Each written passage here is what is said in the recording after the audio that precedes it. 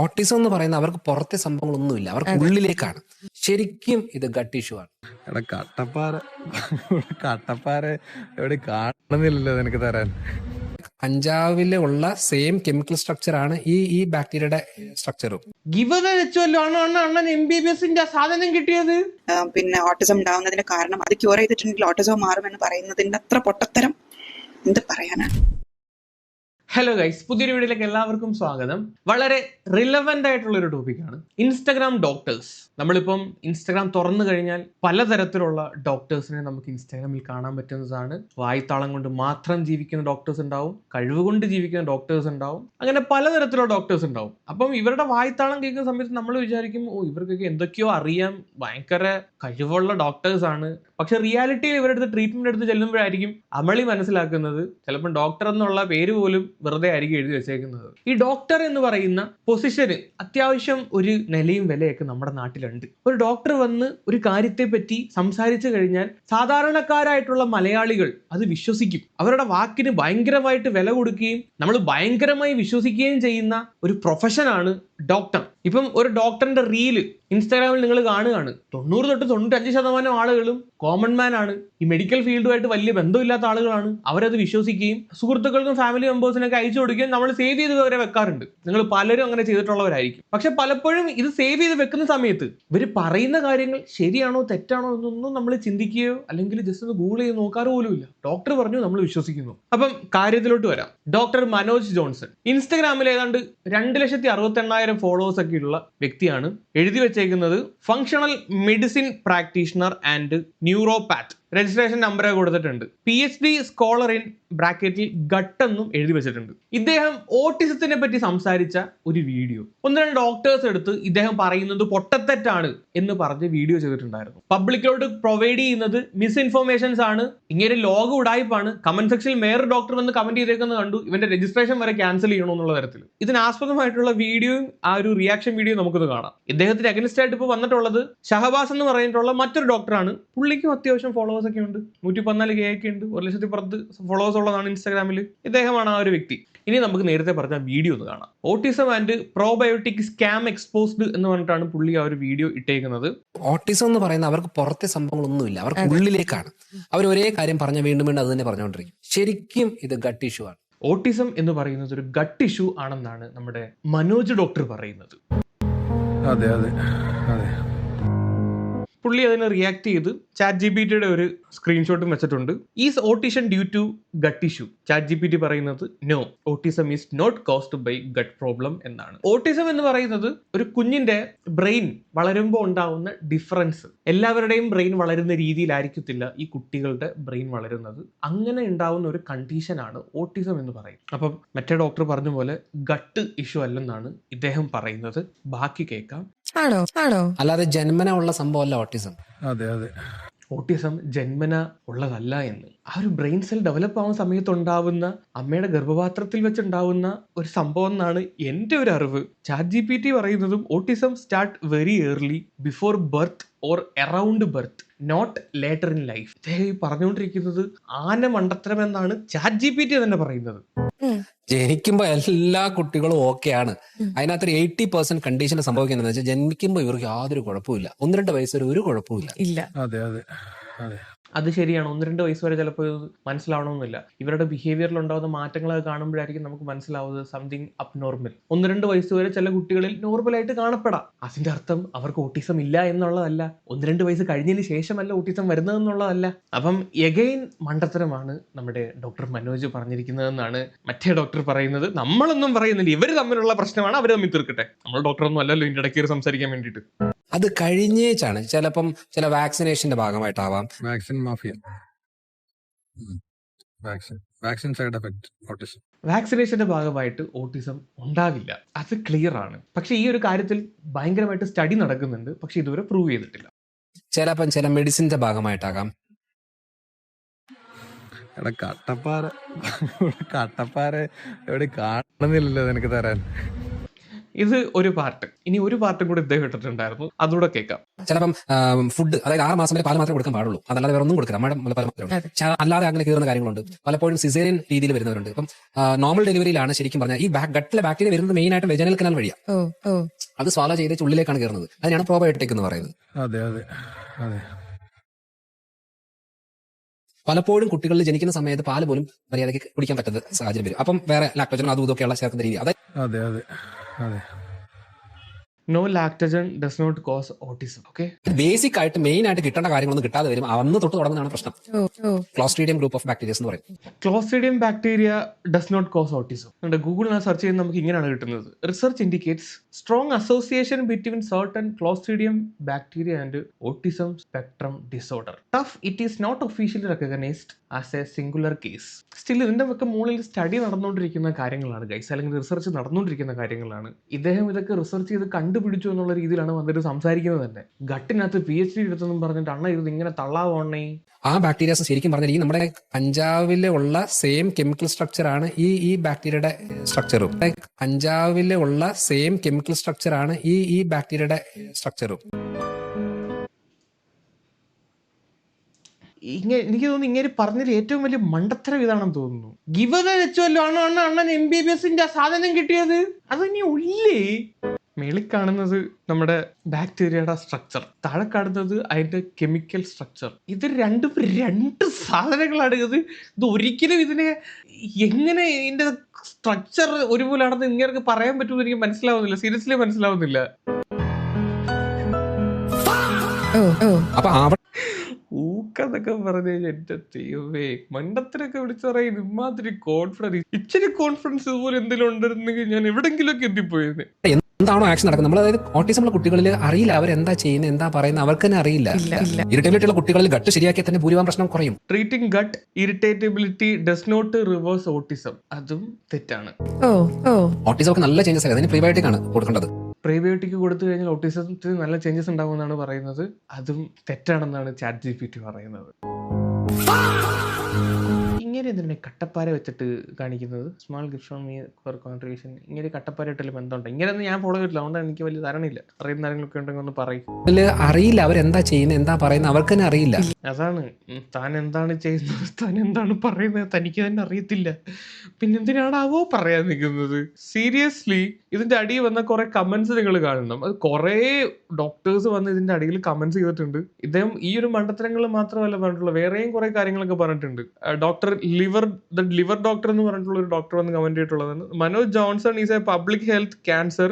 If it was anywhere else this quack would be in jail had his registration stripped of.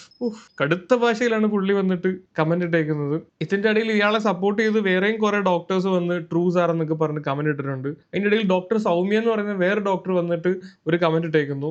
Exactly even I got few patient who consulted him. ഇയാളെ consult ചെയ്ത് കുറെ ആൾക്കാർ ഇവരുടെ അടുത്ത് പോയിട്ടുണ്ടായിരുന്നു. He did multiple blood test scanning at first visit. അടിപൊളി. ആദ്യം ചെന്നപ്പോൾ തന്നെ സ്കാനിങ്ങും ബ്ലഡ് ടെസ്റ്റ് ഒക്കെ ഞങ്ങൾ എടുത്തെന്ന്. Itself collected a good amount fooling poor patient. അണ്ണാ താളം അടിച്ച് ഇങ്ങനെ ഞാൻ അടിക്കില്ല കേട്ടോ.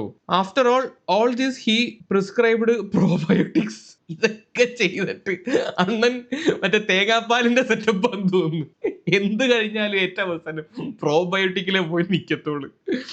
Seriously, rheumatoid arthritis, probiotic and multivitamins, so many peoples are under his trap. അയ്യോ, ഇജാതി കോമഡികളാണ് ഇവിടെ നടന്നുകൊണ്ടിരിക്കുന്നത്. ഇതിന്റെ അടിയിൽ വന്ന കമന്റ്സ് ആണ്. ഇനി വേറെ ഒരു കമന്റ് കൂടെ ഞാൻ വായിക്കാം. നേരത്തെ കമന്റ് ഇട്ട് ലിവർ ഡോക്ടർ ഇട്ടേക്കുന്ന മറ്റൊരു കമന്റ് നെക്സ്റ്റ് വീഡിയോക്കകത്ത്. I think medical association must move against his ഡോംഫോക്ക് as soon as possible. Lot of parents or autistic kids can fall prey to his hyena. അപ്പം ഡോക്ടേഴ്സ് വരെ വന്നിരുന്നിട്ടാണ് ഇദ്ദേഹത്തെ വിമർശിച്ചുകൊണ്ടിരിക്കുന്നത്. ആൻഡ് ഈ ഓട്ടിസവുമായിട്ട് ബന്ധപ്പെട്ട് നിൽക്കുന്ന മറ്റൊരു ഡോക്ടർ ഇദ്ദേഹം പറഞ്ഞ കാര്യത്തെ തെറ്റാണെന്നും പറഞ്ഞ് വന്നിട്ടുണ്ടായിരുന്നു. എന്താണെങ്കിലും അതുകൂടെ ഞാൻ വെക്കാം. ഈ സേക്കി ഹെർട്ടിസം എന്ന് പറയുന്ന ഇൻസ്റ്റാഗ്രാം പേജിലാണ് ആ ഒരു വീഡിയോ വന്നത്. ഡോക്ടർ റംസിയ ഓട്ടിസവുമായിട്ട് ബന്ധപ്പെട്ടുള്ള ഒരുപാട് കാര്യങ്ങൾ ഇവരുടെ ചാനലിൽ അപ്ലോഡ് ചെയ്തിട്ടുള്ളതാണ്. ഇവർ പറയുന്ന വീഡിയോ നോക്കാം. ശരിക്കും ഇത് ഗട്ട് ഇഷ്യൂ ആണ്. ഓട്ടിസം ഗട്ട് ഇഷ്യൂ കൊണ്ട് വരുന്നതാണോ ഉണ്ടാവുമെന്നും അത് അഡ്രസ് ചെയ്തിട്ടുണ്ടെങ്കിൽ to an extend autism cure ചെയ്യാൻ പറ്റും എന്നുള്ളൊരു വീഡിയോ കണ്ടിട്ടുണ്ടായിരുന്നു. ആൻഡ് ഡോക്ടർ ഷഹബാസ് സാറിൻ്റെ ഒരു റിയാക്ഷൻ വീഡിയോയും അതിൻ്റെ കണ്ടിട്ടുണ്ടായിരുന്നു. So as A mental health professional and more than that as an autism parent who are in this journey for almost 6 years, I really wanted to say this very clearly and loudly that autism gut issue കൊണ്ട് വരുന്ന ഒരു കാര്യമല്ല. ഇനി എന്താണ് gut issue എന്ന് വെച്ചിട്ടുണ്ടെങ്കിൽ നമ്മളെ digestive സിസ്റ്റത്തിൽ ഉണ്ടാകുന്ന ബുദ്ധിമുട്ടുകളെയാണ്. അതായത് നമ്മളെ വയറ്, കുടല് സംബന്ധമായിട്ടുള്ള പ്രശ്നങ്ങൾ, അതുപോലെ ഡയറിയ, കോൺസ്റ്റിപ്പേഷൻ, ഫുഡ് അലർജീസ് ഉണ്ടെങ്കിൽ, പിന്നെ അതുപോലെ ബ്ലോട്ടിങ്, ഗ്യാസ് ഇഷ്യൂസ് ഒക്കെ വരുന്ന സമയത്ത് അതിനെയാണ് നമ്മൾ കോമൺലി ഗട്ട് ഇഷ്യൂസ് എന്ന് പറയുന്നത്. ആ വീഡിയോയിൽ പറയുന്നത് 80% കുട്ടികളും വളരെ നോർമലായി ജനിച്ചിട്ട് അവർക്ക് 2 years ഒക്കെ വരുന്ന സമയത്ത് ഓട്ടിസം വരുന്ന അല്ലെങ്കിൽ ഓട്ടിസം അപ്പം സ്റ്റാർട്ട് ചെയ്യുന്ന എന്നുള്ള രീതിയിലാണ്.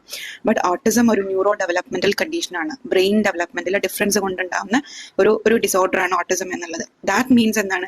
അത് കുഞ്ഞിന്റെ ബർത്തിന് മുൻപ് തന്നെ, ബ്രെയിൻ ഡെവലപ്മെന്റിന്റെ സമയത്ത് തന്നെ ഉണ്ടാവുന്ന ഒരു സംഭവമാണ്. അല്ലാതെ കുഞ്ഞിന് 2 വയസ്സുള്ള സമയത്ത് പെട്ടെന്ന് ഒരു ദിവസം വരുന്ന കാര്യമല്ല. പിന്നെ എന്തുകൊണ്ടാണ് 2 വയസ്സുള്ള സമയത്തൊക്കെ നമ്മളത് മനസ്സിലാക്കുന്നത് വെച്ചിട്ടുണ്ടെങ്കിൽ ഓട്ടിസത്തിന്റെ സിംറ്റംസ് അപ്പോഴാണ് വിസിബിൾ ആയി തുടങ്ങുന്നത്. നമ്മൾ 1.5-2 വയസ്സുള്ള കുട്ടികളിൽ നിന്ന് എക്സ്പെക്ട് ചെയ്യുന്ന കാര്യങ്ങൾ അവരിൽ ആബ്സെന്റ് ആയി കാണുന്ന സമയത്താണ് നമ്മളത് നോട്ടീസ് ചെയ്ത് തുടങ്ങുന്നത്. For example name call response, eye contact, socialisation ഒക്കെ മക്കളിൽ ഇല്ലാതെ നിൽക്കുന്ന സമയത്താണ്. അത് വിസിബിൾ ആവാണ്ട് നിൽക്കുമ്പം നമ്മളത് ശ്രദ്ധിക്കുന്നത് കൊണ്ടാണ് ഓട്ടിസം മേ ബി 2-2.5 വയസ്സിലൊക്കെ ഡയഗ്നോസ്ഡ് ആവുന്നത്. അതുപോലെ ചില കുട്ടികൾക്ക് പിന്നെ ഗട്ട് ഇഷ്യൂസ് ഉണ്ടാവും. അത് ഓട്ടിസ്റ്റിക് ആയ കുട്ടികൾക്ക് മാത്രമല്ല, അല്ലാത്ത മക്കൾക്ക് തന്നെ വയറിന് ബുദ്ധിമുട്ടുണ്ടാവില്ലേ. ഗട്ട് ഇഷ്യൂസ് ഉണ്ടെന്നുണ്ടെങ്കിൽ അതിനെ ഡോക്ടറെ കണ്ടിട്ട് അതിനെന്താണ് ചെയ്യാൻ പറ്റാൻ നോക്കാം. പല ഓട്ടിസം ഉള്ള കുട്ടികൾക്കും ഫുഡ് സെൻസിറ്റിവിറ്റീസ് ഉണ്ടാവും, ഓറൽ ഇഷ്യൂസ് അല്ലെങ്കിൽ ടാക്ടൈൽ ഇഷ്യൂസ് കൊണ്ട് ഭക്ഷണം പ്രോപ്പർ രീതിയിൽ കഴിക്കാനൊന്നും പറ്റാത്ത കുട്ടികളുണ്ടാവും. അതിന് ആ രീതിയിലുള്ള തെറാപ്പി ഒരു സപ്പോർട്ടാണ് കൊടുക്കേണ്ടത്. ബട്ട് അതാണ് പിന്നെ ഓട്ടിസം ഉണ്ടാവുന്നതിന്റെ കാരണം. അത് ക്യൂർ ചെയ്തിട്ടുണ്ടെങ്കിൽ ഓട്ടിസം മാറുമെന്ന് പറയുന്നതിന്റെ അത്ര പൊട്ടത്തരം എന്ത് പറയാനാണ്. ഈ വീഡിയോയിൽ പറഞ്ഞിരിക്കുന്ന കാര്യം ഒരു രീതിയിൽ ചിന്തിക്കുമ്പം നമ്മൾ പാരന്റിനോട് പറയുവാണെങ്കിൽ നിങ്ങൾ ഇതുവരെ കൊടുത്തിട്ടുള്ള ഫുഡ് കൊണ്ടാണ്, അല്ലെങ്കിൽ നിങ്ങൾ മക്കൾ എന്താണോ ഫീൽ ചെയ്തിട്ടുള്ളത് അതുകൊണ്ടാണ് നിങ്ങളുടെ മക്കൾക്ക് ഓട്ടിസം വരുന്നത് എന്നുള്ള രീതിയിൽ പറയുമ്പം ആ പാരന്റ്സിന്റെ ഒരു മാനസികാവസ്ഥ, അവരുടെ ഒരു ഗിൽറ്റ് ഫീലിംഗ് എത്രത്തോളാണെന്ന് നമ്മളൊന്ന് ആലോചിക്കണ്ടേ. അതുകൊണ്ട് ഇത് കേൾക്കുന്നവരോടാണ്, ദയവ് ചെയ്ത് ഓൺലൈനിൽ നിങ്ങൾ എന്ത് കാണണം, എന്ത് വിശ്വസിക്കണം, അല്ലെങ്കിൽ എന്തിന്റെ പിന്നാലെ പോകണം എന്നുള്ളത് നിങ്ങൾ ശരിക്കും ചിന്തിച്ച് തുടങ്ങും. ആവശ്യമില്ലാത്ത കാര്യങ്ങളുടെ പിന്നാലെ പോകുന്നതിന് പകരം എന്താണ് മക്കൾക്ക് ഈ പ്രായത്തിൽ ചെയ്യാൻ പറ്റുന്ന ആലോചിച്ചിട്ട് നമുക്ക് അത് ചെയ്യാൻ നോക്കാം. Okay, thank you so much. Actually ഇത് ഞാൻ പറഞ്ഞില്ല, ഇത് ഒരു എവിഡൻസ് ഉണ്ടായിട്ടുള്ള സാധനമാണെന്നൊന്നും അറിയത്തൊന്നുമില്ല. എന്നുവെച്ചാൽ കുറെ സ്റ്റഡി നടക്കുന്നുണ്ട്. അപ്പം നമ്മൾ വെറുതെ ഗട്ടും ഈ പറയുന്ന ഓട്ടിസവും തമ്മിൽ എന്തെങ്കിലും കണക്ഷൻ ഉണ്ടോ എന്ന് അടിച്ചു നോക്കുവാണെങ്കിൽ ചെറിയൊരു സിഗ്നിഫിക്കൻറ്റ് കണക്ഷൻ ഉണ്ടെന്ന് തന്നെ പറയുന്നുണ്ട്. മാത്രമല്ല ഇയാൾ ഗട്ടിനകത്ത് PhD എടുത്ത മനുഷ്യനാണ്. ആരാ? ഈ പറയുന്ന മനോജ്. അയാളെ സപ്പോർട്ട് ചെയ്യുന്ന രീതിയിൽ സംസാരിക്കുമല്ല. നമുക്ക് ഇതിനെപ്പറ്റി വലിയ ധാരണയില്ല. അതുകൊണ്ട് ഡോക്ടേഴ്സാണ് മുന്നോട്ട് വന്നതിനെപ്പറ്റി ഇവരുള്ള ആൾക്കാർ വന്ന് പറയേണ്ടത്. അപ്പം ഞാൻ പറഞ്ഞല്ലോ, ഈ ഓട്ടിസവും ആൻഡ് ഗട്ട് തമ്മിൽ ഒരു കണക്ഷൻ ഉണ്ട്. സയന്റിസ്റ്റ് ആ ഒരു കണക്ഷനെ മൈക്രോബയോട്ട ഗട്ട് ബ്രെയിൻ ആക്സിസ് എന്നാണ് പറയുന്നത്.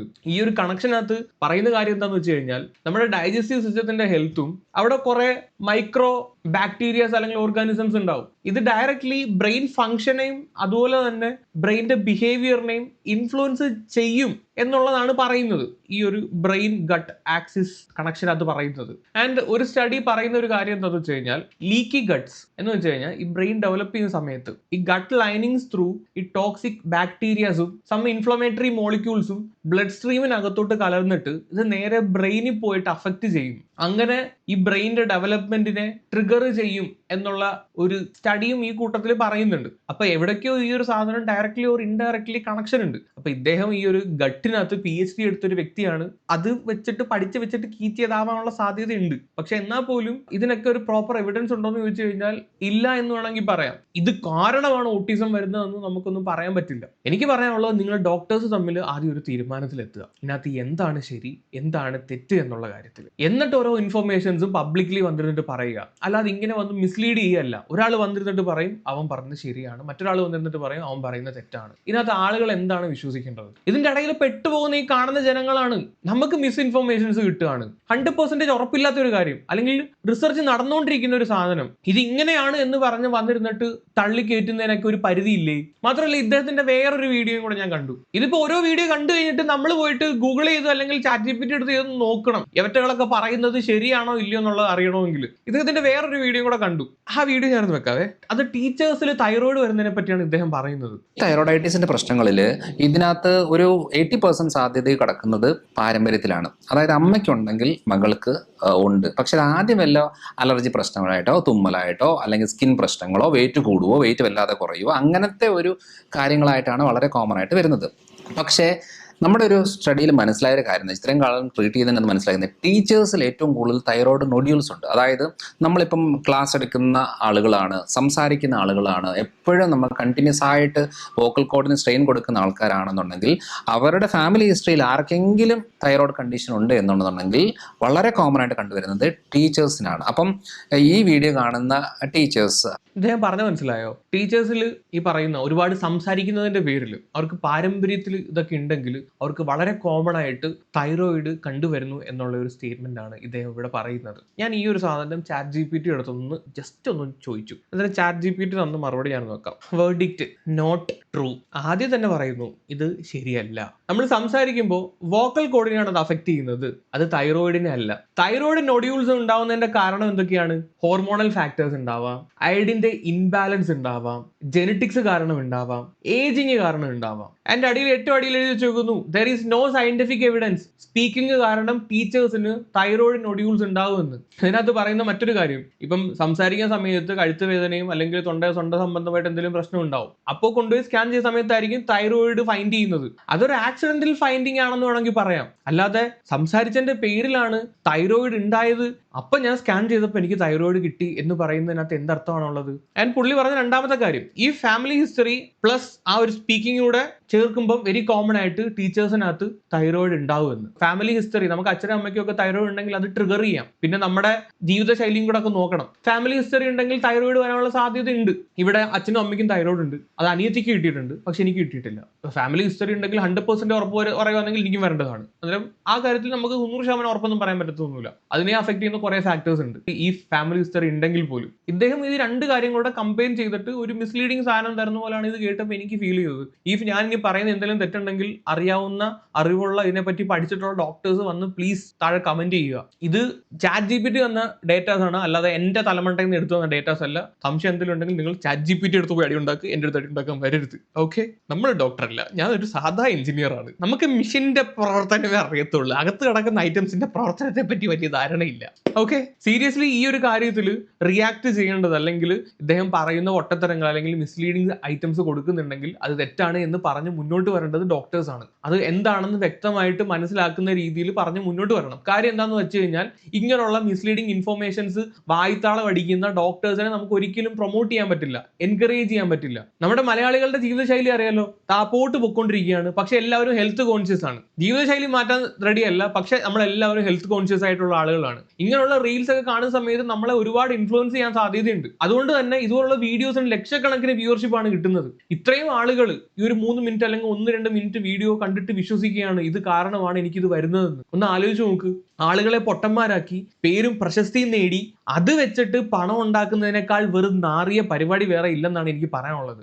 ഈ പറഞ്ഞ മനോജ് ഡോക്ടർ അങ്ങനെ ചെയ്തു എന്ന് ഞാൻ 100% പറയുന്നില്ല, കാര്യം എനിക്ക് അതിന് പറയാനുള്ള യോഗ്യതയില്ല. പക്ഷെ നിങ്ങൾ അങ്ങനെ ചെയ്യുന്നുണ്ടെങ്കിൽ അത് വെറും വൃത്തിയുടെ പരിപാടിയാണ്, മെഡിക്കൽ എത്തിക്സിന് പോലും ചേരാത്ത പരിപാടിയാണ്. കാര്യം ഓരോ ഡോക്ടേഴ്സ് ആണ് വന്നിട്ട് പറയുന്നത് ഇയാളെ മെഡിക്കൽ കൗൺസിൽ എടുത്ത് വെളിയിൽ കളയണം, ഇവനെ പിടിച്ച് ജയിലിൽ ഇടണം എന്ന് പറയുന്നത്. അപ്പൊ അത്രയും അറിവുള്ള ഓരോ ഡോക്ടേഴ്സ് വന്നിട്ട് താങ്കളെ പറ്റി ഇങ്ങനെ പറയുമ്പോൾ അത് കണ്ടില്ലെന്ന് അടിക്കാൻ പറ്റില്ല.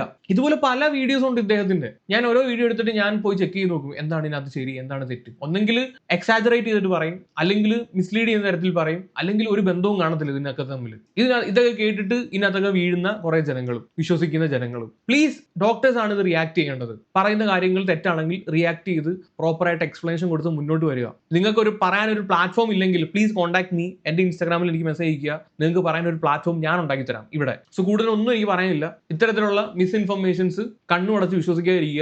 എന്ത് കണ്ടാലും ഒന്ന് റീചെക്ക് ചെയ്ത് നോക്കുക, നല്ലതാണ്. വേറൊരു വീഡിയോ ഇട്ട് വരാം. അപ്പൊ ശരി, ബൈ.